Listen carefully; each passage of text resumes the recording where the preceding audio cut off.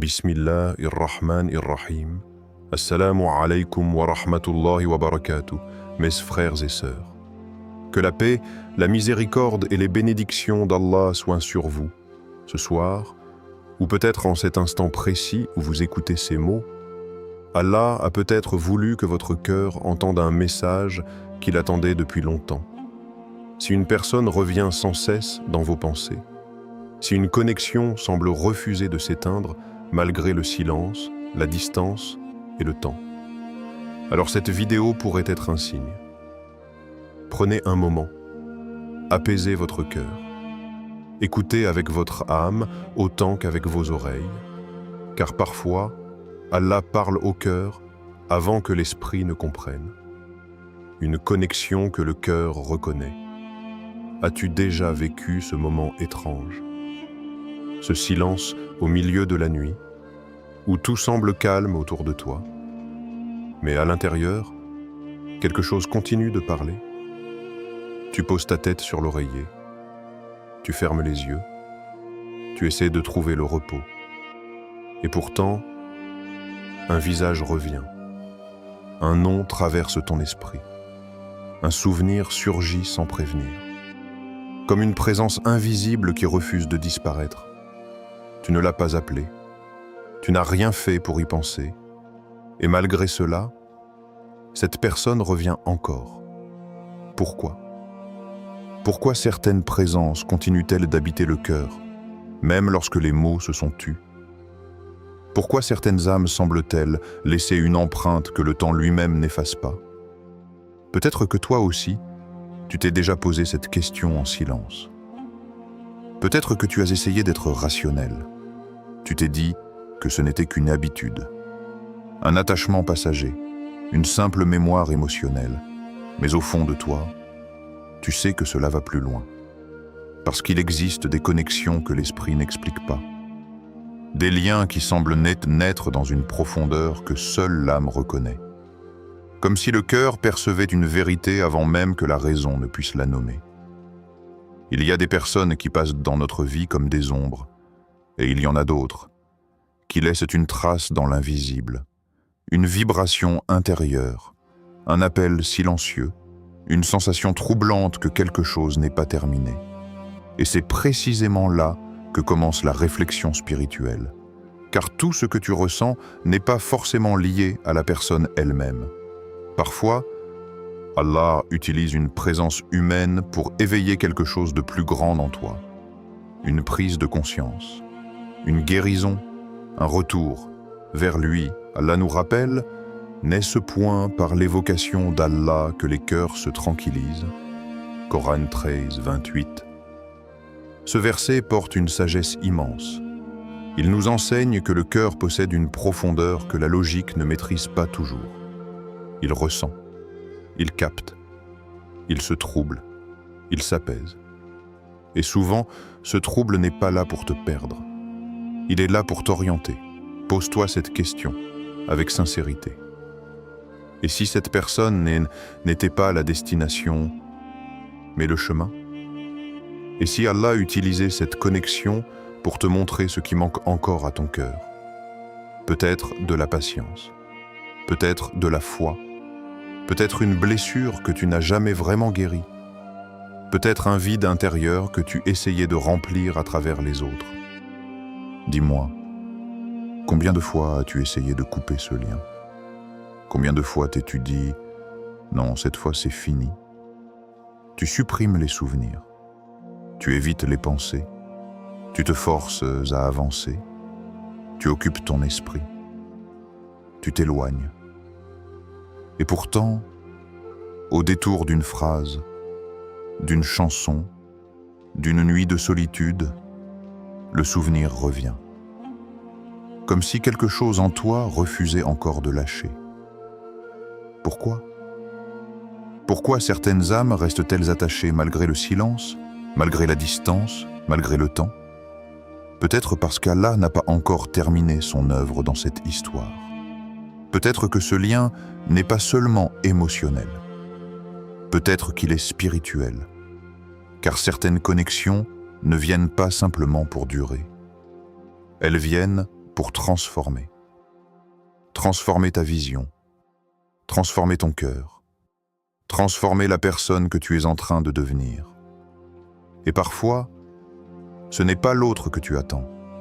C'est la version de toi-même qu'Allah est en train de façonner à travers cette épreuve silencieuse.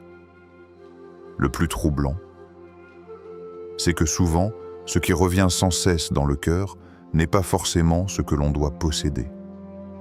C'est parfois ce que l'on doit comprendre. Et si cette connexion persistait, non pour te rapprocher d'une personne, mais pour te rapprocher d'Allah lui-même, il y avait une personne, une âme discrète, qui portait en silence un poids que personne autour d'elle ne pouvait voir. Le jour, elle souriait, elle parlait, elle avançait parmi les autres comme si tout allait bien, mais la nuit, quand le monde se taisait, son cœur commençait à parler. Chaque soir, au moment où les lumières s'éteignaient et où le silence prenait toute la place, une même pensée revenait. Toujours la même, un visage, une voix, un souvenir. Cette personne essayait pourtant de se convaincre que tout cela appartenait au passé.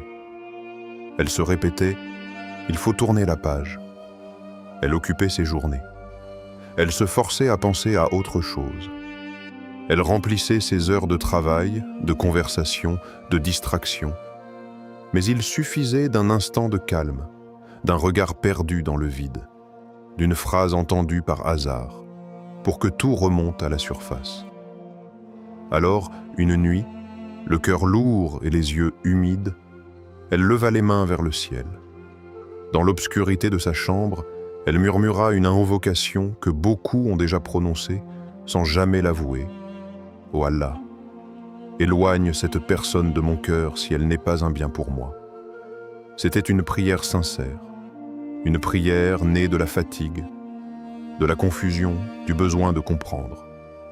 Les jours passèrent, puis les semaines. Elle s'attendait à ressentir un soulagement, à voir les souvenirs s'estomper, à sentir enfin le calme revenir. Mais quelque chose d'inattendu se produisit.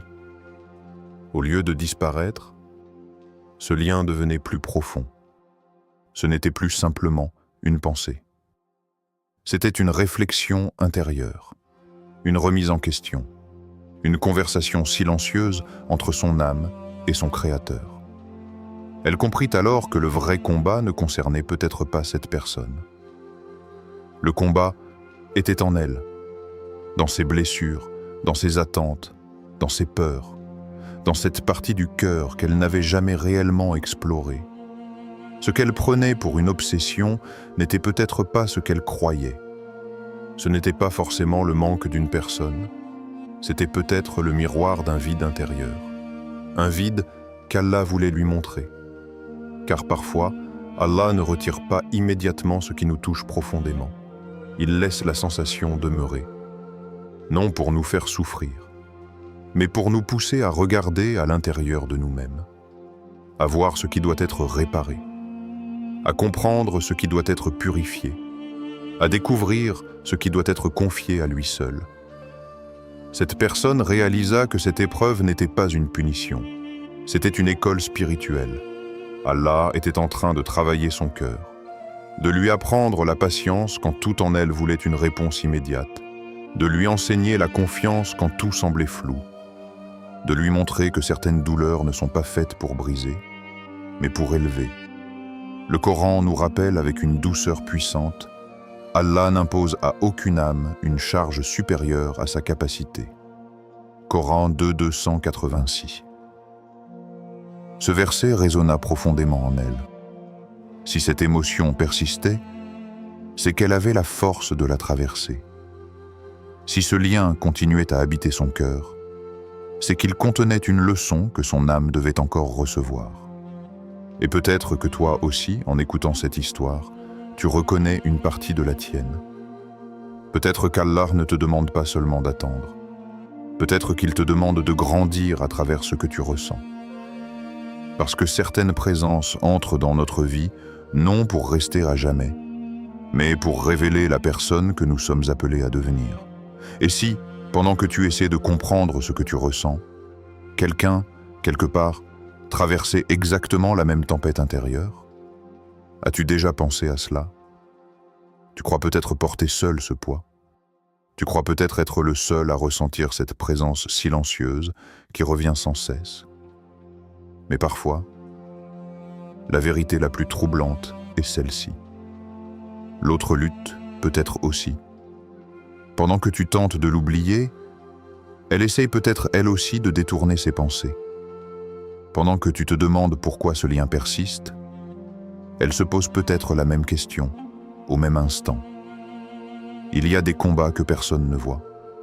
Des guerres invisibles qui se jouent dans le cœur, le sourire à l'extérieur, le chaos à l'intérieur. Cette personne avance peut-être dans sa vie comme toi. Elle parle à d'autres. Elle accomplit ses journées. Elle donne l'impression d'aller bien. Mais dès que le silence s'installe, quelque chose remonte. Un souvenir. Une émotion. Une sensation qu'elle ne parvient pas à étouffer. Parce que certaines connexions ne se rompent pas par la simple volonté. Elles résistent. Elles persistent. Elles traversent le temps comme une voix discrète qui murmure encore. Et c'est cela qui fait naître la lutte intérieure.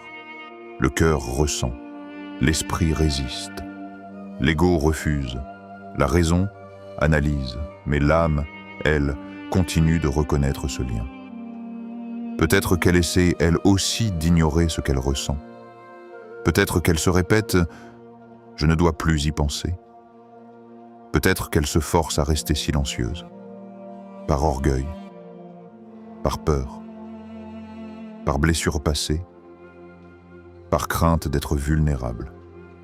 Et pourtant, plus elle lutte, plus le sentiment semble revenir, comme si l'émotion insistait pour être entendue. Car certaines connexions sont mutuelles, deux cœurs, deux silences, deux âmes, et une même lutte. Ce qui est fascinant, c'est que les liens les plus sincères ne dépendent pas toujours de la présence physique. Parfois, ils existent dans l'absence. Même à distance, même sans contact, même lorsque plus aucun message n'est échangé, le cœur continue de percevoir ce que les mots n'expriment plus. As-tu déjà ressenti cela? Ce moment étrange où tu penses soudainement à quelqu'un, sans raison, avec une intensité inhabituelle, comme si une énergie venait frapper doucement à la porte de ton esprit. Parfois, ce n'est pas un hasard. Il arrive que deux âmes traversent la même honte, la même émotion au même moment. L'une pense à l'autre pendant que l'autre tente justement de l'oublier. L'une prie dans le silence pendant que l'autre ressent une agitation inexpliquée. C'est ce qui rend certaines histoires si troublantes. Le lien semble vivre au-delà de la logique, même dans l'orgueil, même dans le silence, même dans les non-dits. Parce que le silence n'efface pas toujours ce qui est vrai. Il le cache seulement. Et derrière ce silence, il peut exister une lutte immense. Une lutte entre ce que le cœur ressent et ce que la personne croit devoir faire. Peut-être que cette personne veut revenir. Mais elle lutte contre sa peur. Peur d'être rejetée. Peur de rouvrir une blessure. Peur d'admettre qu'elle ressent encore quelque chose. Peur de reconnaître que malgré le temps, malgré la distance, malgré les efforts pour avancer, une partie d'elle continue de te porter en silence. Et toi qui écoutes ces mots, demande-toi avec sincérité, et si ce poids que tu ressens n'était pas seulement le tien? Et si, au même moment, un autre cœur portait exactement la même absence? Parce que parfois, la véritable connexion ne se mesure pas à la proximité. Elle se révèle dans cette étrange simultanéité des âmes. Deux êtres séparés, mais un même frisson intérieur. Deux silences, mais une même pensée. Deux chemins, mais une émotion qui refuse encore de s'éteindre. Allah dit, ils ne pourront plus lutter très longtemps. Écoute bien cette vérité, car elle n'est pas simplement une phrase. C'est un rappel pour le cœur qui doute. Un rappel pour l'âme fatiguée. Un rappel pour celui qui pense que tout est perdu. Quand Allah décide qu'une chose doit arriver, personne, absolument personne, ne peut l'empêcher. Ni la peur, ni la distance, ni le silence, ni les blessures du passé, ni même les années qui passent. Car ce qui est écrit par Allah ne dépend pas de la volonté des hommes. Cela dépend du moment qu'il a choisi. Et le moment d'Allah est toujours parfait. Il arrive que l'être humain pense qu'il peut fuir ce qui lui est destiné. Il ferme les portes, il s'éloigne. Il se persuade que certaines histoires le sont terminées. Mais si Allah a inscrit une rencontre, un retour ou une reconnexion dans le destin, alors les chemins finiront par se croiser à nouveau, d'une manière inattendue, à une heure que personne n'avait prévue, à un instant où les cœurs auront enfin appris ce qu'ils devaient apprendre. Le Coran nous rappelle avec une force immense, et quiconque place sa confiance en Allah, il lui suffit. Coran 65, 3. Ce verset n'est pas seulement une promesse, c'est une paix, une réponse à l'impatience du cœur. Car parfois, nous voulons forcer ce qui doit mûrir.